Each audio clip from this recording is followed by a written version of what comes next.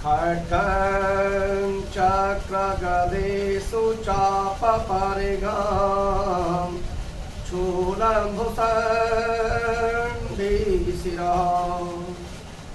शङ्खं सन्धतिं कैरिस्त्रिनयनं सर्वाङ्गभूषावृतां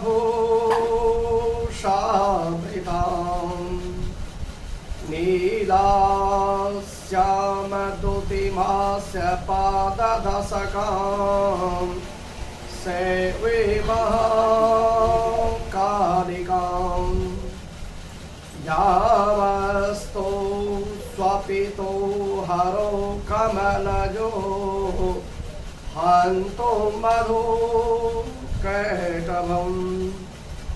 नमस्कार मित्रों, मैं आचार्य गोपाल दत्त सती अपने श्री बद्रीनाथ ज्योतिष केंद्र में आपका स्वागत करता हूं।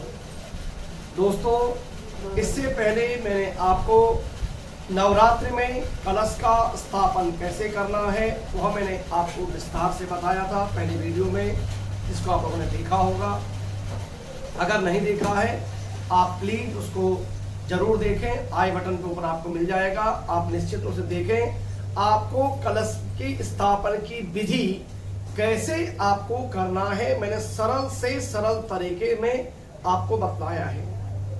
दोस्तों, आज हम लोग चर्चा करते हैं, कई लोगों ने पूछा है कि कलश स्थापन का मुहूर्त क्या है, अष्टमी नवमी की जो शंका है उसका वो क्या होगा, उसको बताने की कृपा करें। आज हम पहले उसी पर चर्चा करते हैं। मित्रों, 17 अक्टूबर 2020 दिन शनिवार को प्रातः काल में 6:47 से ही तुला राशि में सूर्य का प्रवेश हो रहा है। तुला संक्रांति यानी सौर मास के हिसाब से कार्तिक का महीना कल से प्रारंभ हो जाएगा। तो कल 6:47 के बाद और पूरे दिन कल रात्रि 9:10 तक प्रतिपदा तिथि है। कल कोई भद्रा आदि कोई दोष नहीं है। आप पूरे दिन में कभी भी कलश स्थापन कर सकते हैं। अभिजीत मुहूर्त जो दोपहर में 11:30 से लेकर 12:30 के मध्य का लगभग होता है, उस पर आप कर सकते हैं। नहीं तो आप किसी भी टाइम आप करना चाहें आप कलश स्थापन कर सकते हैं। कल के लिए कोई ऐसी समस्या नहीं। 6 आप सुबह जब सूर्य संक्रांति हो जाए उसके बाद आप प्रारंभ कर लें 6:47 के बाद से। दूसरा दोस्तों, 23 अक्टूबर को सरस्वती पूजन और निशित व्यापिनी काल रात्रि पूजन होगा 22 अक्टूबर को। 23 तारीख को दोस्तों प्रातः में सप्तमी तिथि है 6:57 तक। 6:57 के बाद उस दिन अष्टमी प्रारंभ हो जा रही है। पूरे दिन अष्टमी रहेगी। 24 तारीख को सुबह 6:57 तक अष्टमी रहेगी। उसके बाद नवमी का प्रारंभ हो जाएगा और नवमी 25 तारीख को सुबह रहेगी आपकी 7:40 तक। तो जो लोग अष्टमी का पारण करते हैं, निश्चित रूप से वो लोग जो है अष्टमी का जो पारण करते हैं वो 23 तारीख को हवन आदि कर्म करके अपना कर सकते हैं, जिससे उनको निश्चित रूप से अष्टमी में वो अपना हवन आदि करके कन्या आदि जो जिमाना है वो कर सकते हैं। जो लोग नवमी का व्रत करते हैं वो लोग 24 तारीख को करें। 24 तारीख को अपना कन्या पूजन आदि का कर्म वो कर सकते हैं, हवन आदि करें। और जो लोग दशमी का पारण करते हैं वो 25 तारीख को करें। 25 तारीख को ही विजयादशमी का पर्व है। विजयादशमी को भगवान श्री राम ने रावण पर लंका में युद्ध में विजय प्राप्त की थी, उसी के उस पर मनाया जाता है। उस दिन शस्त्रों की पूजा का विशेष महत्व है। दोस्तों, ये तो बात हुई मुहूर्त की। अब हम लोग बात करते हैं कि दुर्गा सप्तशती का पाठ कैसे करना है। जैसे जिन घर में पंडित जी लोग आते हैं पाठ करने के लिए, वो तो अपना पूरा अपने विधि विधान से करेंगे, जैसे अपनी उनकी परंपरा है उस परंपरा के अनुसार करेंगे। लेकिन आपको कैसे करना है सरल से सरल मैं आपको बताता हूं। देखिए, सबसे पहले सप्तश्लोकी दुर्गा सप्तशती में सप्तश्लोकी दुर्गा है। उसके बाद अष्टोत्तर शतनाम दिया हुआ है। उसके बाद दुर्गा कवच दिया हुआ है। दुर्गा कवच के बाद दिया है अर्गला स्त्रोत, और अर्गला स्त्रोत के बाद दिया है कीलक। इतना आप नित्य करें। उसके बाद जो तंत्रोक्त मंत्र दिए हैं, रात्रि सूक्त दिया है, अथर्व शीर्षादि दिए हैं, इसको आपको करने की कोई आवश्यकता नहीं। आप करना चाहे कर सकते हैं, नहीं करना चाहे कोई जरूरत नहीं।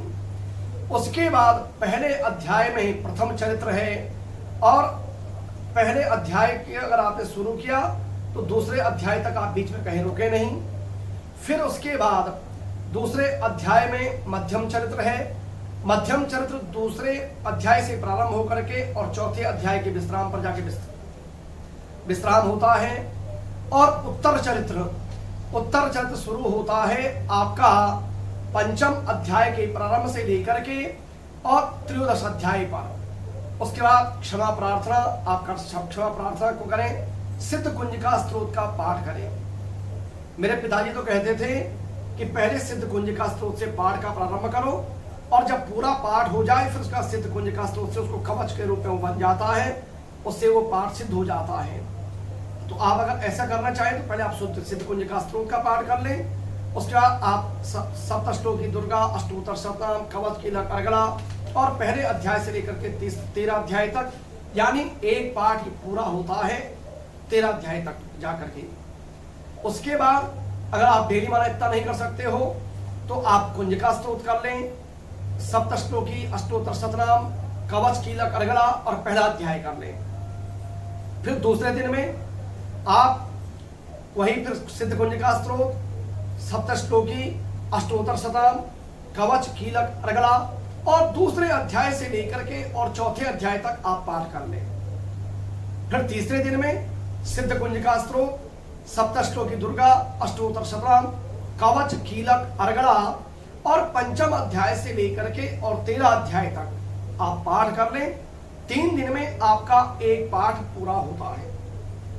तो जो लोग टुकड़ों में करना चाहते हैं तो आपके 9 दिन के अंदर अंदर ये 3 पाठ हो पाएंगे, आप कर सकते हैं। फिर कई लोग तो कहते हैं कि नहीं हमसे तो पूरे इतना भी नहीं हो पाता है, मतलब एक दिन में पूरा पाठ भी नहीं हो पाता है, 3 हिस्सों में भी नहीं हो पाता है। तो फिर आपके पास जैसे आपके पास समय हो पाता है ऐसे टुकड़ों जैसे आपकी श्रद्धा हो ऐसे आप कर लें। लेकिन सप्तश्लोकी दुर्गा, अष्टोत्तर शतनाम और सिद्ध कुंजिका स्तोत्र का पाठ आप डेली कर लें। जो व्यक्ति सिद्ध कुंजिका स्तोत्र का पाठ डेली कर लेता है उसको दुर्गा सप्तशती के पूरे पाठ का फल मिल जाता है। उसमें दिया है कि आप जो अगर पाठ कर लेते हैं आपको उसी सिद्ध कुंजिका स्तोत्र से पूरे पाठ का फल मिल जाता है। देवी की क्षमा प्रार्थना आप जरूर करें, उससे आपको निश्चित रूप से जगदम्बा से प्रार्थना करें कि हे माता मेरी आप कामनाओं को पूरा करें, मेरे कष्टों को दूर करें, मेरे परिवार में सुख हो, संपत्ति हो, ऐश्वर्य हो, जो भी आपकी अपनी कामना हो उसके लिए आप प्रार्थना माता जगदम्बा से कर सकते हैं। इस प्रकार से आप पाठ जो है कर सकते हैं। पाठ करने के लिए आजकल तो हिंदी में भी किताबें उपलब्ध हैं, आप संस्कृत में कर सकते हैं, हिंदी में कर सकते हैं, जैसे आपकी सुविधा है उस हिसाब से आप कर लें। पाठ करने के लिए सबसे अच्छी किताब होती है गीता प्रेस गोरखपुर की। जो बाजार की जो प्राइवेट प्रकाशन की जो किताबें होती हैं उनमें कई किताबों में बहुत ज्यादा अशुद्धियां होती हैं। गीता प्रेस की किताबों में अशुद्धि ना के बराबर वैसे तो होती नहीं है, होगी भी तो कोई एक आध अगर हो सकती है, वैसे होती नहीं है। और उसकी पेपर क्वालिटी भी सबसे बढ़िया आपको मिलेगी और सबसे सस्ती किताब मिलेगी। तो आप हिंदी में हो चाहे संस्कृत में हो, जैसे आप करना चाहें ऐसे आप दुर्गा सप्तशती का पाठ करें। माता जगदम्बा निश्चित रूप से आपका कल्याण करेगी। और 17 अक्टूबर से लेकर के और 24 अक्टूबर तक आप पूजा करें, पाठ करें, निश्चित रूप से भगवान की भक्ति करें। माता रानी आपका कल्याण करेगी। यही मैं माता रानी से आपके लिए मंगल कामना करता हूँ। माता रानी सबका कल्याण करें। दोस्तों, अगर आपने अभी तक मेरे चैनल को सब्सक्राइब नहीं किया है, आप सब्सक्राइब करें, लाइक करें, शेयर करें, कमेंट करें। आपको कुछ जानना हो आप उसके बारे में आप जानें। अभी भी अगर आपने कलश स्थापन का वीडियो नहीं देखा है आप उसको देखें। उसमें आपको मैंने बड़े सरल से सरल तरीके में आपको बताया है आप कैसे कलश स्थापन कर सकते हैं। उस हिसाब से आप करेंगे, आप कोई गलती नहीं कर सकते हैं। कई लोग जो हमारे नए नए आचार्य जो लोग काम सीख रहे हैं, कर रहे हैं, वो लोग अगर उस वीडियो को देखेंगे निश्चित रूप से उनको भी लाभ होगा। वो भी अपना काम जो है शुरू कर सकते हैं। उसके साथ साथ अगले वीडियो में मैं आपको बताऊंगा कि आप अपने घर में खुद से हवन कैसे कर सकते हैं, कन्याओं का पूजन कैसे करें, वो आपको बताऊंगा। आप मेरे साथ अगर जुड़ना चाहें फेसबुक में, ट्विटर में, इंस्टाग्राम में आप मेरे से जुड़ सकते हैं। और आई बटन में आपको ऊपर अभी भी मिल जाएगा आपको कलश स्थापन का वीडियो।